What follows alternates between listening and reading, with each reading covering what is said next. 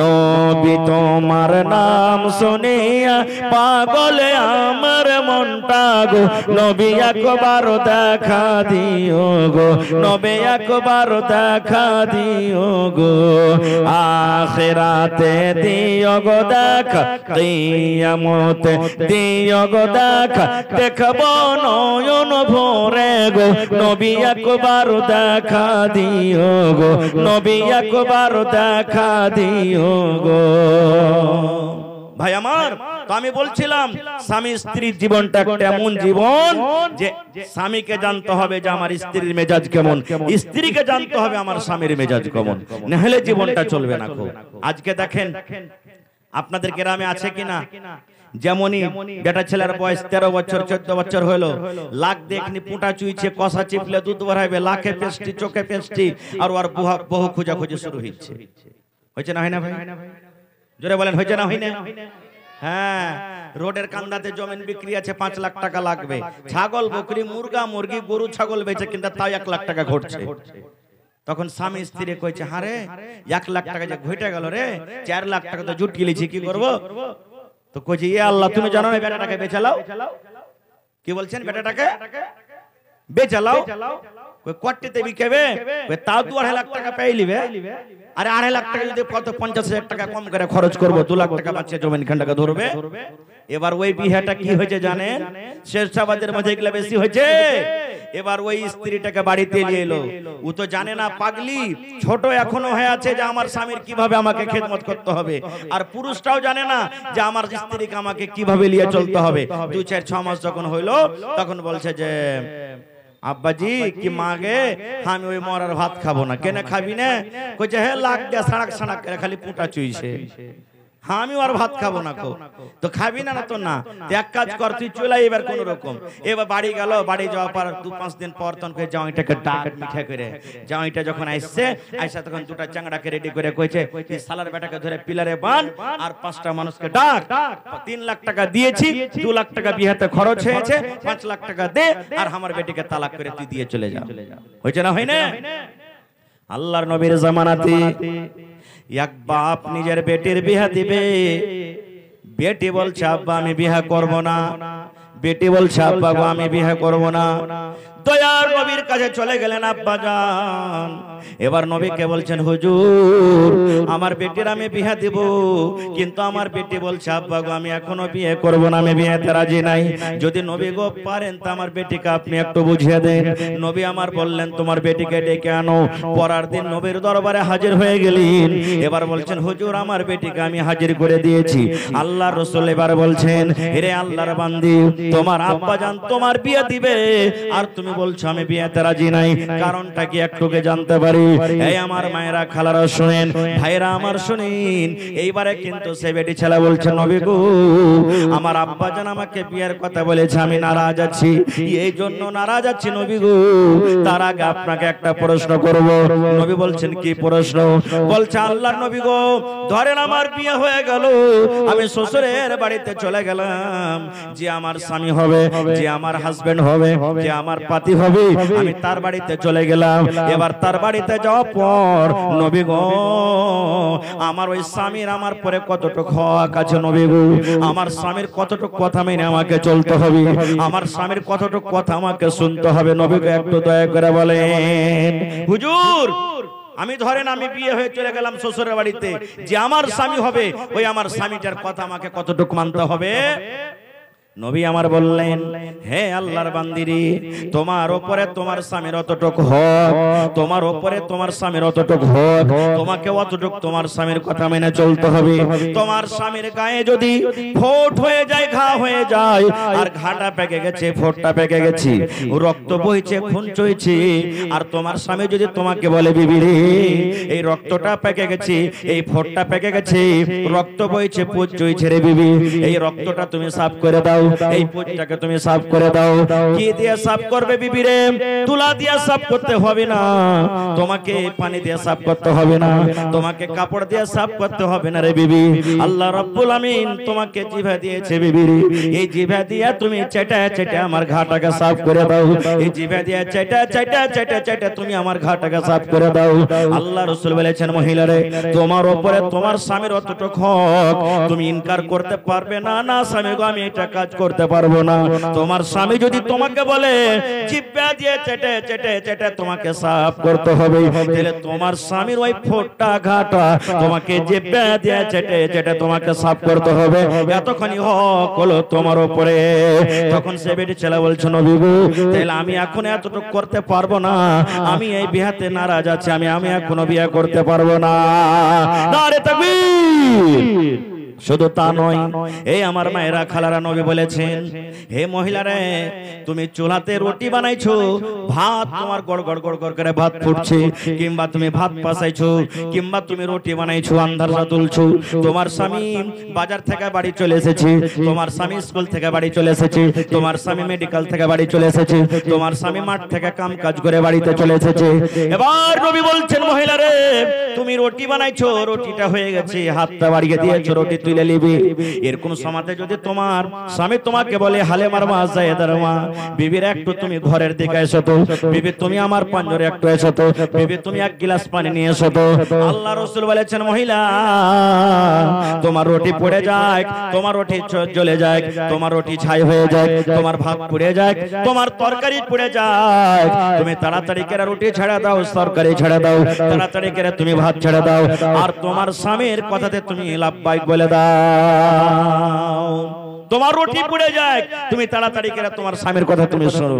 কিন্তু এখানে যদি আমার কোনো মা খালা কোনো কাজ কাম করছে, আর কোনো ভাই যদি বাড়িতে এসে কইছে, হাবিবার মা খুব তিরসে লেগেছে রে, এক গ্লাস পানি গালা দে তো, মনটা ভালো থাকলে দিবে, আর যদি মনটা খারাপ থাকে তো কি বলবে, লিসি লাগা কাহেকার, এখানটা কাম করেছে তো কত বড় করে লাশাই হয়ে গেছে, একটু গিলাসে পানি টেলিয়ে খাইতে পারবে না তুমি, তোমার কপালে কি চোখটা নেই যে আমি কাম করছি, যাও তুমি একটু গিলাস টেলাও, আর গিলাস টেলিয়ে তুমি পানি টেলিয়ে খাইতে পারবে না। এমন খুঁচা মেরে জবাব দিবে রে ভাই, যে মনে হয় ওর সারা দিনের তিরসা শেষ হয়ে গেল। এই আমার মায়েরা খালারা, নবীর বেটি, নবীর ছোট বেটির নাম কি? নবীর ছোট বেটির নাম কি? জোরে বলেন, জানেন না? হায় রে আল্লাহ, নবীর চারটা বেটি ছিলেন। কয়টা বেটি? একটা বেটির নাম যায়নাব রাদিয়াল্লাহু তাআলা আনহা, একটা বেটির নাম রুকাইয়া রাদিয়াল্লাহু তাআলা আনহা, একটা বেটির নাম উম্মে কুলসুম রাদিয়াল্লাহু তাআলা আনহা, আর সবথেকে ছোট বেটির নাম হলো ফাতেমা রাদিয়াল্লাহু তাআলা আনহা। নবীর বেঁচে থাকা কালে তিনটা বেটি মারা গেছেন, আর নবীর মরার পরে একটা বেটি মরেছেন, কে? ফাতেমা। আহা, নবী নিজের বেটিকে মা মা বলে ডাকতেন, আহা, খুবই আদর করতেন বেটিকে। একদিনকার ঘটনা, একটা হাদিসে এসেছে যে মা ফাতেমা রাদিয়াল্লাহু তাআলা আনহা আব্বার কাছে এসেছেন কিছু চাইতে। আপনার কে বেটি আপনার কাছে চাহে না, আব্বা যে একটা কাপড় গালা দাও, আব্বা যে একটা মুরগি গালা দাও, আব্বা যে একটা ছাগল গালা দাও, বলে কি বলে না? হানা বলেন, বলে কি বলে না?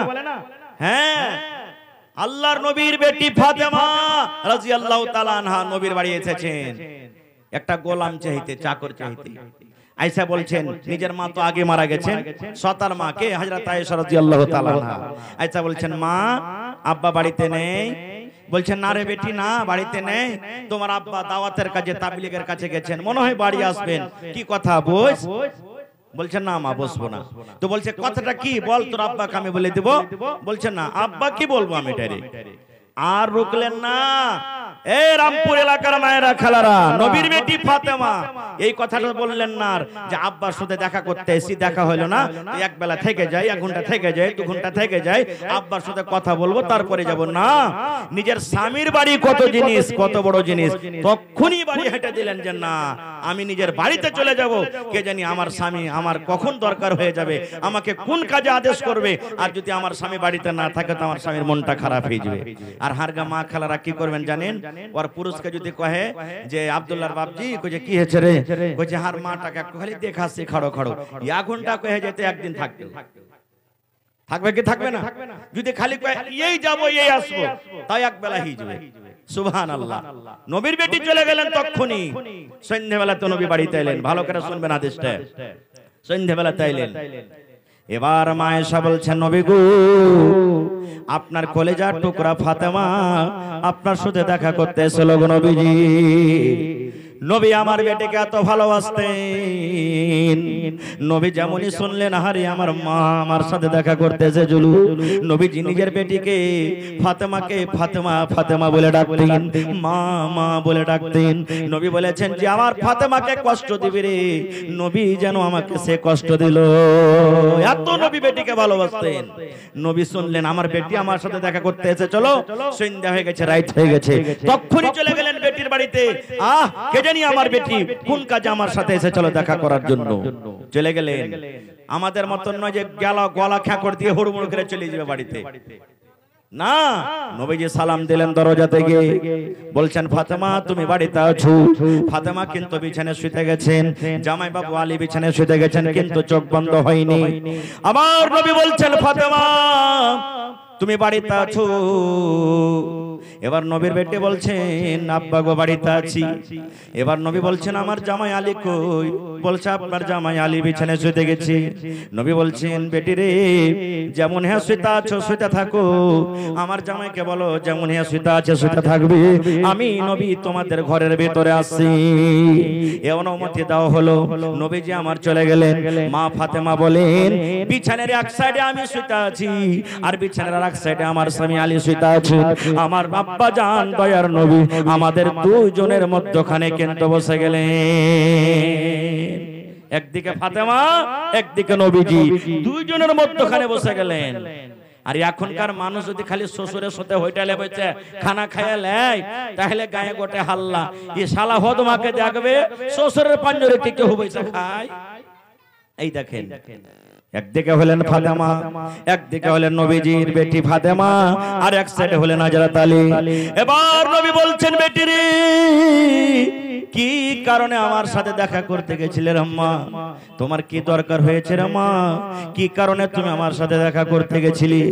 এ আমার ভাইরা শুনে, এবারে ফাতেমা নিজের হাত খানটাকে এরকম করে দেখাইছে, আব্বা গো এই দেখেন আমার হাত খানটা কেন আব্বা গো, এই দেখেন আমার হাত খানটা। ওরে সুবহানাল্লাহ, নবীর বেটি ফাতেমা নিজের আব্বাকে এরকম ভাবে হাত খান দেখাইছে। আল্লাহর নবী যেমনই হাত খানা দেখলেন, ওরে আল্লাহ, হাতে কিন্তু সাদা সাদা ফোঁসা পড়ে গেছে, হাতে কিন্তু ফোঁসা পড়ে আছে, কত ফোঁসা গলে গেছে, কত ফোঁসা কিন্তু পেকে পেকে গেছে, আর কত রক্তই রক্তিত হয়ে গেছে। নবীর বেটির হাতে কিন্তু ফোঁসা পড়ে আছে। এবার নবী বলছেন বেটি রে, তোমার হাতে কেন ফোঁসা রে মা? তোমার হাতে কেন ফোঁসা রে মা? তুমি কি কাম করেছিলে? তোমার হাতে কিন্তু ফোঁসা লেগে গেছে। ঠিক আছে ছেড়ে দেন, ঠিক আছে ছেড়ে দেন। এবার নবী বলছেন ফাতেমা তোমার হাতে কেন ফোঁসা? কি কাম করেছো রে মা? আপনারা বলেন তো, যদি সারাদিন কোদল চোপান তো হাতে ফোঁসা পড়বে না? পড়বে না।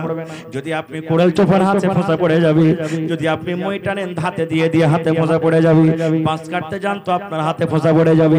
এবার বলছেন নবীজি বেটি রে, তোমার হাতে ফোঁসা কেন রে মা? কি কাজ তুমি করেছিলে?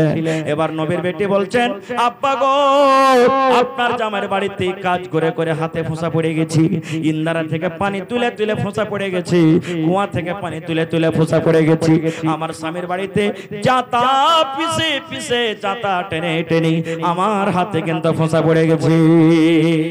এখনকার মাইলক কিন্তু জাতাই চিনে না যে কেমন জাতা হয়, নাকি জি ভাই? মিল থেকে যদি কুটিয়ালি আসেন, ও কোটাই ঝাড়া ফথিচ্ছে এখন। আর আগেকার মা খালারা সুবহানাল্লাহ বাড়িতে 10টা 20টা পরিবার থেকেছে, জাঁতা পিছে পিছে ঢিকিতে বাহিনা বাহিনা ওরা সংসার কাটিয়ে দিয়েছে। কাটালছে কি কাটায়নি? খুব কষ্ট করেছেন তারা। বলছেন আব্বা জান, স্বামীর বাড়িতে কাম কাজ করে ইন্দারা থেকে পানি তুলে আমি জাঁতা পিছে পিছে হাতে ফোঁসা পড়ে গেছে। নবীজি জামাইয়ের পরে রাখলেন না, এখনকার মতন নয়। মাগে ই মিনসার খাস্টার বার তার কাম করতে পারবো না মা, খালি আমাকে কাম করেছে। জি না, নবী কি বলছেন? তো কি করব বেটি বল, তোর হাতে ফোঁসা পড়েছে তো? বলছে আব্বা একটা গোলাম গলা দিবে না? একটা চাকর গলা দাও। চাকর দিতে গেলে আমার আরাম হবে, আমার বাড়িতে কাম কাজ করবে, আমি আরাম পাবো। আমি আপনার বেটি ফাতেমা আরাম পাবো। নবী তখন বলছেন যে হারে বেটি, তুই আমার কাছে চাকর চাচ্ছিস, তো ওয়ার থেকে যদি ভালো জিনিস দিতে তুই সেটা নিবি। আপনি বলেন আপনার বেটে যদি আপনার কাছে ছাগল চাহে, আর আপনি যদি বলেন ছাগল নিয়ে কি করবি 5,000 টাকা দামের, তোকে 20,000 টাকা দামের একটা গরু কিনে দেবো, তো কোনটা নিবে কহেন তো? জোরে বলেন কোনটা নিবে? তো নবী বলছেন যে তুমি গোলাম চাইছো আমার কাছে, আর ওর থেকে ভালো জিনিস তোমাকে দেব, তো বেটি কোনটা নিবি তুই? বলছে আব্বা যেটা ভালো সেটা নিব। ভালো কি জিনিস পরে বলছে, কি দিবে নবীজি ওইটা পরে বলছে। তার আগে একটা কথা বলি, নবীর বেটি ফাতেমাটা কে? আল্লাহ রাসূল বলেছেন, পাংখাটা একটু ওদিকে ঘুরান, আপনার দিকে ঘুরিয়ে দেন, আমার সামনে রাখেন না, অসুবিধা হবে আমার, এমন আপনারা ঘুরিয়েলেন। এবারে নবীর বেটি ফাতেমাটা কে?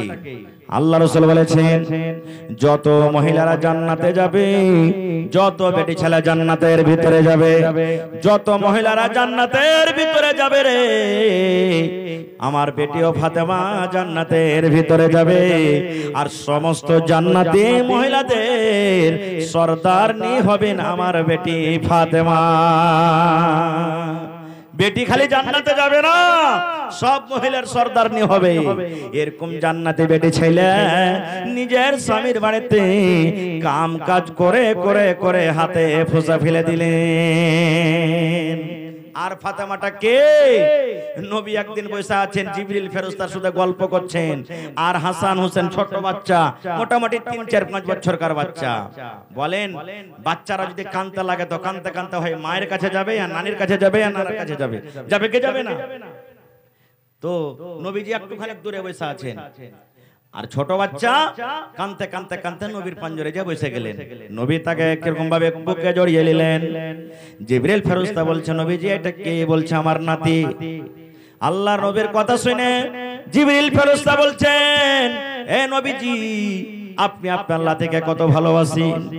নবী আমার বললেন, জিবরিল আমার নাতিকে আমি ভালোবাসি, কতটুকু ভালোবাসি যে আমার নাতিকে ভালোবাসে আমি নবী, সেই জন্য আমাকে ভালোবাসলো, আর আমার নাতিকে যে ভালোবাসলো না সেই নবী যেন আমাকে ভালোবাসলো না, এত আমি ভালোবাসি। এবার নবী বলছেন, এই জিবরিল আমার নাতিকে আমি ভালোবাসি, আমি ভালোবাসি। ওরে সুবহানাল্লাহ। আল্লাহ নবীর কথা শুনে জিবরিল ফেরেশতা তখন বলছেন, নবী গো যে নাতিকে আপনি এত ভালোবাসেন, আপনি জানেন না আপনার নাতি যখন বড় হয়ে যাবে, আর আপনি যখন দুনিয়া থেকে চলে যাবেন, মরে যাবেন, এক জামানায় এক টাইম এমন আসবে আপনার এই নাতিকে তীর দিয়ে, তলোয়ার দিয়ে, বল্লম দিয়ে দিয়ে দিয়ে আপনার নাতিকে মেরে ফেলবে। তখন নবী বলছেন, জিবরিল সত্য আমার নাতিকে মেরে ফেলবে? জি আপনার নাতিকে মেরে ফেলবে।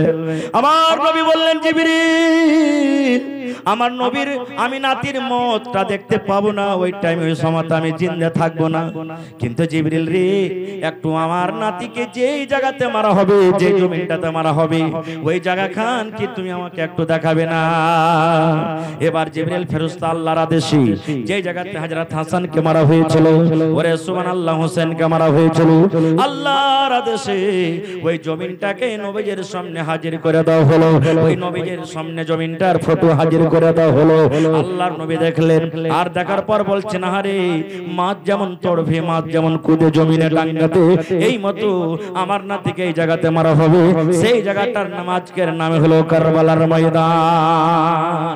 বলেন সেই দিন নবীর নাতিকে মারা হয়নি, যার কারণে আজকে আমার মেলায় ভাইরা মুহররমের লাঠি খেলছে। আপনারা খেলছেন নাকি ভাই? আপনারা খেলছেন? খেলতে হবে না। এবার নবী বলছেন, আমার নাতি জান্নাতের ভিতরে যাবে, আমার নাতি জান্নাতের ভিতরে যাবে। আল্লাহ রাসূল বলেছেন, আমার নাতি শুধু জান্নাতে যাবে না, যত নওজওয়ান জান্নাতে যাবে, যত বেটা ছেলেরা জান্নাতের ভিতরে যাবে, সমস্ত জান্নাতের বেটা ছেলের সরদার হবে, নেতা হবে আমার নাতি হাসান হোসেন। এত বড় জান্নাতি মানুষের মা, ওরে সুবহানাল্লাহ, স্বামীর বাড়িতে কাম কাজ করে হাতে ফোঁসা ফেলে দিয়েছে। আজকে এমপি এমএলএ এর মা কাম করবে? জোরে বলেন করবে? করবে? করবে না। কিন্তু নবীজির নাতি জান্নাতের ভিতরে যাবে। জান্নাতের যত নওজওয়ান যাবে সমস্ত নওজওয়ানের সরদার হবে কে? হাসান এবং হোসেন। এরকম জান্নাতি বেটা ছেলের মা হলেন ফাতেমা। ওই ফাতেমা নিজের স্বামীর বাড়িতে কাম কাজ করে হাতে খোঁচা ফেলে দিয়েছেন। আরো একটা বলি, নবীজি দুনিয়াতে 10টা লোকের নাম নিয়েছেন। আলী তুমি জান্নাতে যাইবে, আবু বকর তুমি জান্নাতে যাইবে, উসমান তুমি জান্নাতে যাইবে, আবু উবাইদা তুমি জান্নাতে যাইবে, সাদ তুমি জান্নাতে যাইবে, সাইদ তুমি জান্নাতে যাইবে। এই করে করে 10 জনের মধ্যে একজনের নাম হলো নবীর ছোট জামাই হযরত আলী। নবী বলছেন আলী রে তুমিও জান্নাতের ভিতরে যাইবে। ওরে সুবহানাল্লাহ ভাই রে, হযরত আলী জান্নাতের ভিতরে যাবেন। এরকম জান্নাতি সাহাবী, জান্নাতি মানুষের স্ত্রী ফাতেমা নিজের স্বামীর বাড়িতে কাম কাজ করে হাতে ভোঁচা বলে দিয়েছে। তাও তারা একদিনও বলেনি যে আমরা নিজের স্বামীর বাড়িতে কাম কাজ করতে পারবো না। নারে তাকবীর। ভাইরে মেলা এরকম ঘটনা আছে।